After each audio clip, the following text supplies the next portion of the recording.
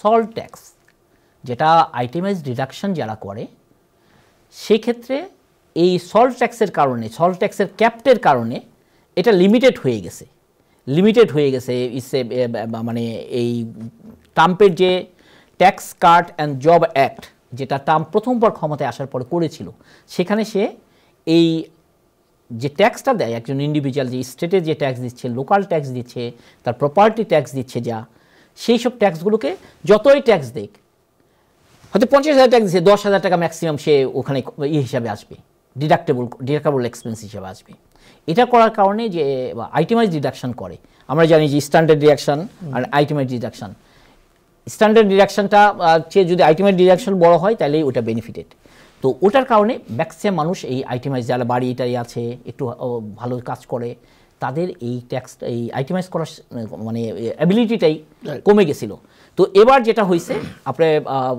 আমাদের নিউ ইয়র্কের যে কংগ্রেসম্যান মাইক ললার খুব ইনফ্লুয়েন্সিয়াল রিপাবলিকান আপনি এই হচ্ছে এবং ওখানে আরও বেশ কয়েকজন একটা গ্রুপ এখানে কাজ করতেছে যারা হচ্ছে যে কাজটা করছে ট্রাম্পের সাথে আপনি গত সপ্তাহে মার-আ-লাগোতে একটা মিটিং হয়েছে সেখানে ট্রাম্পের সাথে মিটিং করে তারা বিকজ এই হাই স্টেট যেসব ট্যাক্স যেসব নিউ ইয়র্ক বা লস অ্যাঞ্জেলস এইরকম বা সান ফ্রান্সিসকোর মতো বড় বড় শহরে সেখানে কিন্তু হাই ট্যাক্স মানুষকে অনেক বেশি ট্যাক্স দিতে হয় আর নিউ ইয়র্কের মতো জায়গায় তো সিটিতেও ট্যাক্স দিতে হয় স্টেট দিতে হয় সিটিতে দিতে হয়। এইসব স্টেটে যারা রিপাবলিকান যেসব কংগ্রেসম্যান আছে তারা তাদের নির্বাচনী এলাকার মানুষের কথা লিসেন করে তারা ট্রাম্পের সাথে এই বার্গেনিংটা করতেছে যে এই ক্যাপটাকেও উঠিয়ে দিতে হবে। ট্রাম্প যেটা বলছে মার-আ-লাগোতে যে আমি এটা 20,000 পর্যন্ত এখন 10,000 আছে এটাকে ডাবল করে 20,000 এরা বলছে এটা নন স্ট্যাটার আমরা এটা মানি না।